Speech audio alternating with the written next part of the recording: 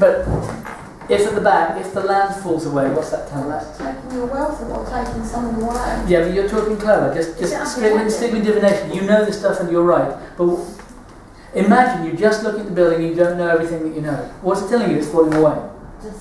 Let's listen to our own words. Unstable. Yeah. Like anything you have is on tenuous ground, easy to slip away. Everything that comes in goes out.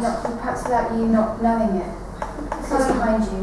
Yep. There's lots of opportunity then, because it possibly you could have the opportunities, but everything just slips. Yeah, it falls away. In the same way that if there's an extreme slope at the front, which is more incorrect, well, it's equally, but it's the same problem in effect.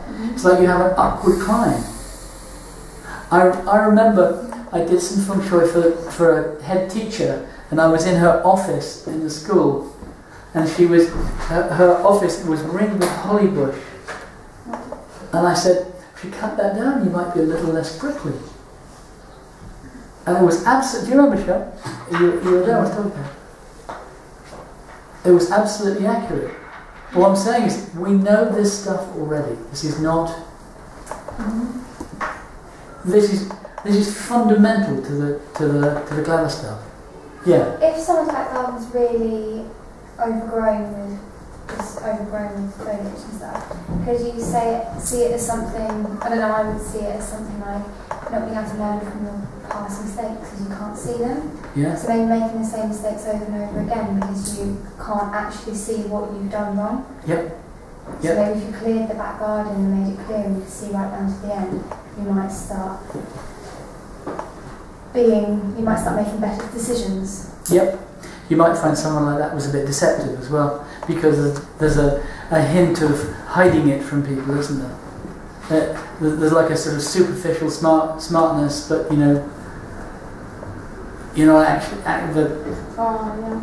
it's actually out of control. Yeah. So yes, absolutely. What about front room?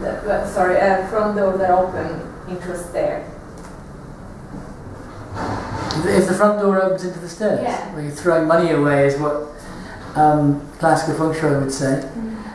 For me, I like to play with this. I tell people to put their clutter there. They what? Put their clutter there. If you've got clutter, have it there. Between the stairs and the door. That's kill two birds with one stone. Because the energy will stay. Does You see what I mean? Does it catch the money? It catches everything. I mean, there are better ways to do it. That's some joke about it. That would work up to a point. Sooner or later, you have to move it. But if you were to walk in, you saw the stairs coming down, just dealing with it on the level of divination rather than on the level of something complex and technical. You can see that it coming in is uphill, and it coming out is a great grape. And that's well-being, health, everything. Yeah. And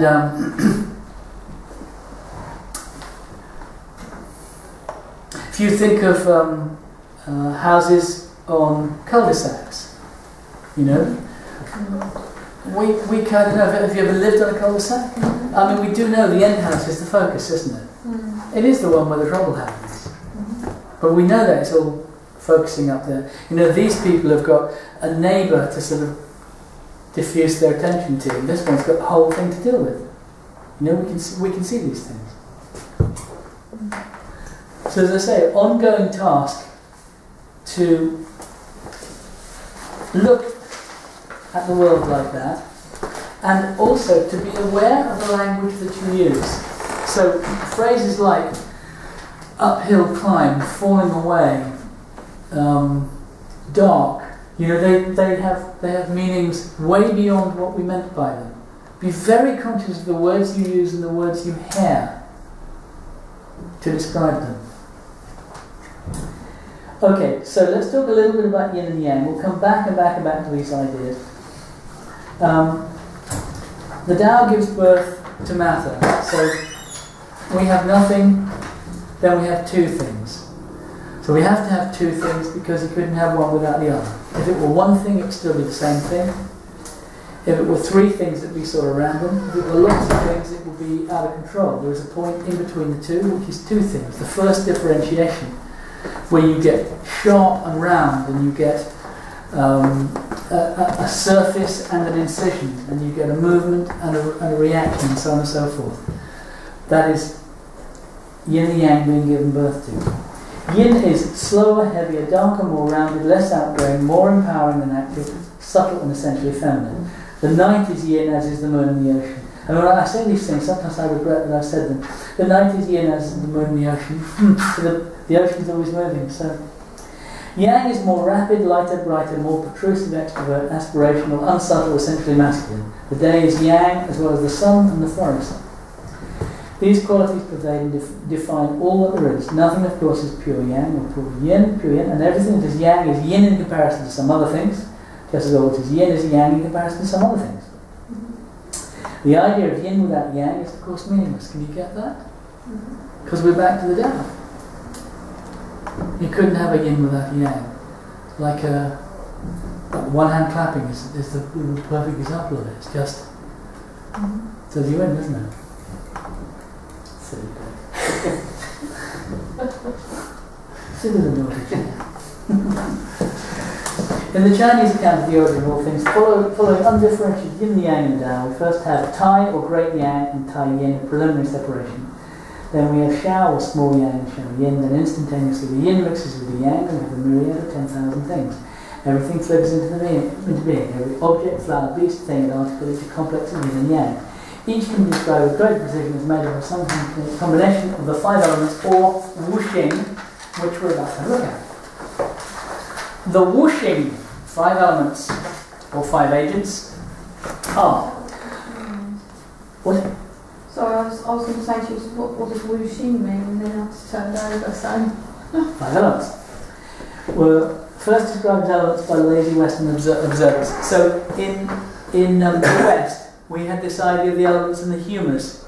These are, by the way, this is an example of how Feng Shui is universal and not Chinese, because medieval medicine was based on an idea of the humours, which goes back to, is it Galen? It goes back a very long way. Anyway, is it Galen? It goes back to, I don't know. The idea that if you're too hot, you need to be made cold, and they would do bloodletting and heating you up and cooling you down. And the idea being that there were what were called the 4 humours, which were earth, fire, air, and water, 4 elements. So there's no question but that relates to Chinese elemental theory. Derek Walters reckons that the Chinese elements, apart from describing a bigger universe and being very different types of components, because they're not the building blocks in the way the 4 elements are. They're more abstract things that have meaning when they interact. But also they probably precede, because they probably relate to the 5 visible planets. That is Saturn, Jupiter, Mars, Mercury, and Venus. Because Saturn looks brown, Jupiter looks greeny blue, Mars looks red, Mercury is a black spot on the Sun, and Venus looks white. That is to say, respectively, Earth, wood, fire, water, metal. Those planets, along with the Sun and Moon, also give us our 7-day week. The wuxing, like yin and yang, cannot exist independently and are defined by how they interact. Wood, in a sense, is simply something that is nurtured by water, fashioned by metal, exhausted by fire, and able to draw nutrition from earth. These relationships each fall into one of 3 cycles, that of production, destruction, or exhaustion, and I have schemas for you for each of those. And each element has a unique relationship with each of the others. It's a little like the children's game of rock, paper, scissors. Another way of looking at wuxing is that there are fine-tuning of the ideas of yin and yang, immovable, mountainous, inert earth, as yin as things get, settle this. Dynamic sparking fire approach is total yang, settle that. What I want to do is just go back to where the elements came from.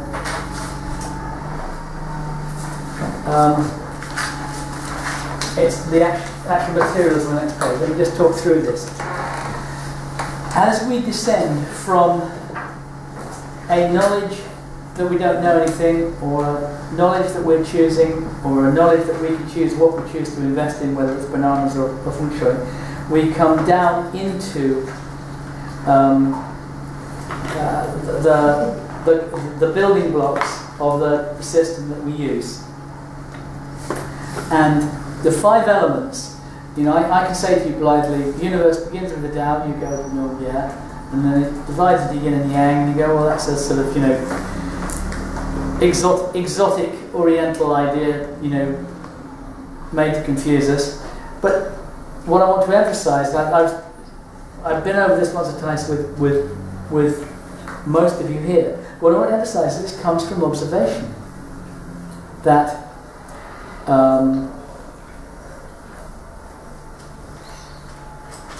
the sun rises sometime between 3 and 7 in the morning. And when it rises, we have stirring. We wake up, things start to move with the light. Wood is stirring and light. It's not more or less than that. It is stirring and it is light. So by extension, it becomes aspiration, it becomes healing, it becomes thoroughness, it becomes freshness, newness, greenness, birth, and tens of thousands of different qualities. But it is stirring and it's light, and we can see it. Not only can we see it in the morning, in the dawn, when the bunny rabbits come out to play, and you know the sun starts to shine, and we start to move, the day begins, but we can see it in the year, which has been made conventionally February the 4th by the Chinese for exactly this reason. Because we can see around the Spring Festival that the days are getting longer, that there are starting to be buds on the trees, you know, flowers are coming through the earth, sheep are giving birth, that sort of thing. It doesn't happen in December. The energy dies and is born again around the midwinter solstice, but it's visible in February. Movement and light. The days get longer and things start to move. We start to do stuff. I mean, human beings are designed to sort of eat a lot in early December and sort of just, you know, vegetate until the beginning of February. That's sort of how we're built. You know, we're expected to get very fat in December and, you know, sleep it off. But with the electric light bulb, we've all got a bit confused. You know, we stop obeying the rhythms of nature. It's actually a little known fact about Godalming is that it was the first place in the world to have electric street lights. Did you know that? Mm-hmm. In 1883. The one thing, you know, if you Google Godalming, about 3 or 4 facts, you know, that Genesis came from here and Aldous Huxley, and what else is there? There's something else. What else is that's really very famous about Godalming? Something else. Georgia, the guy from... Yes, the guy who founded the state of Georgia came from Godalming. It's another thing as well. But that there were electric light bulbs here in 1883 is something you'll find in Google. What you won't find is that not only was it the first place to have electric street lights, but it's also the first place to get rid of them 18 months later because it didn't bloody work. True. So, the next thing in the cycle of elements is fire. What is fire? Fire is rapid movement, it's acceleration, it's visibility, it's action, it's exercise, it's getting stuff done. And again, you can see it in the calendar. If we're going to be having exercise, being out of doors, getting stuff done, travelling around the place, being visible, it's allowed to happen between 9 in the morning and 1 in the afternoon, probably maybe a little bit later than that, might go as late as 3, but we're still in the fire time then. And the same is true of the calendar as well. It's allowed to happen during the summer. And it's, you know, somewhat warmer, therefore fire. Fire is about heat and warmth.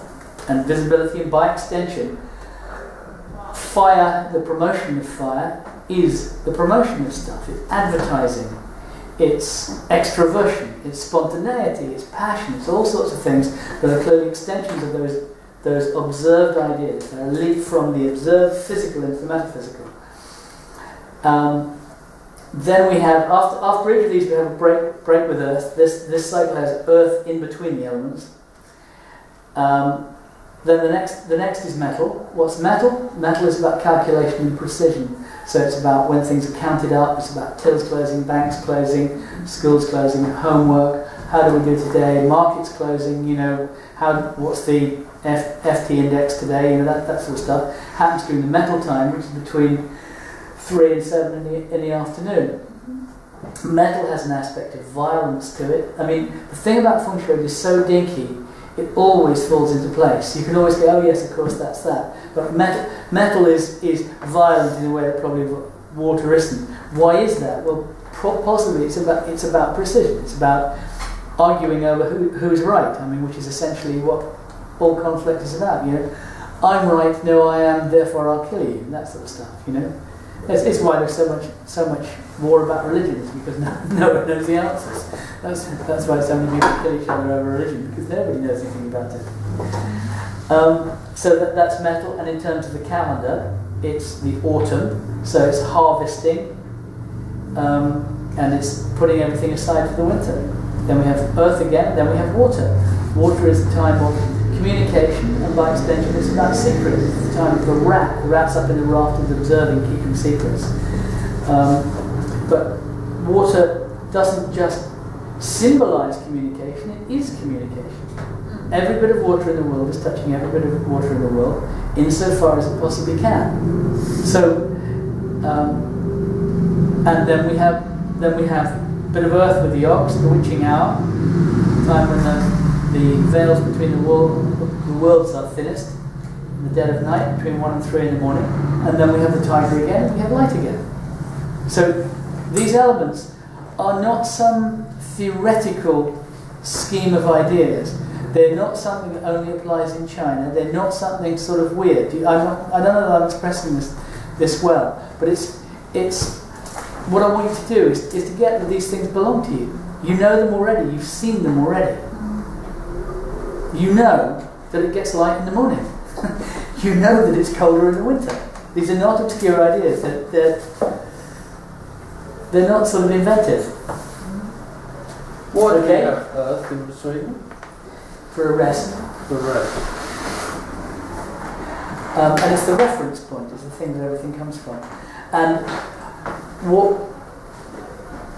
seeing that in terms of the cycle of time may not immediately be clear how that applies to the cycle of space. So I've probably leapt a bit fast here.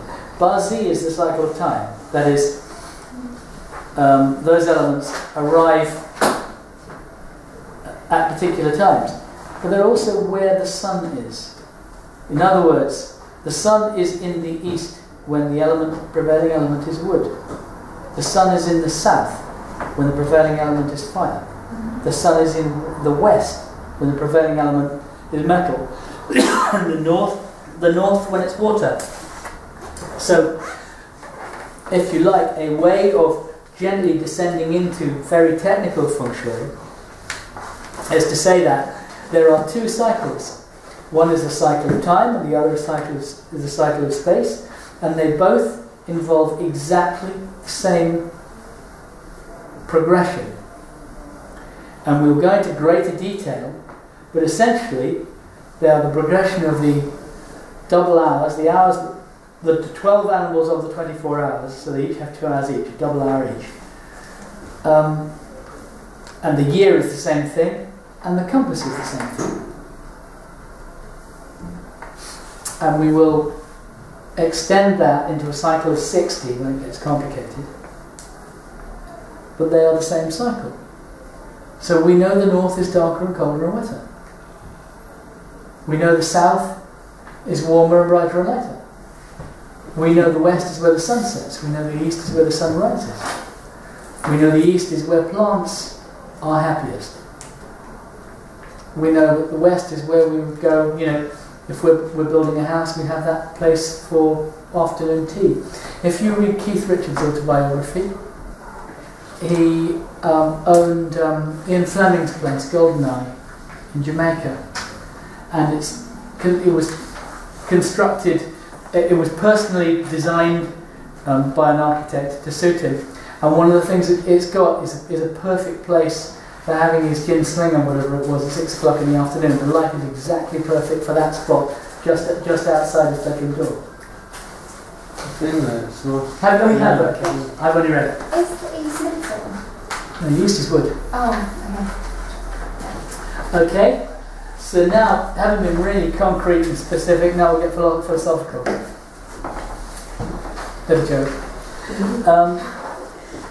The sequence of the elements. Do we have this page? Has everyone got it? It starts with Earth is solid at the top. Okay?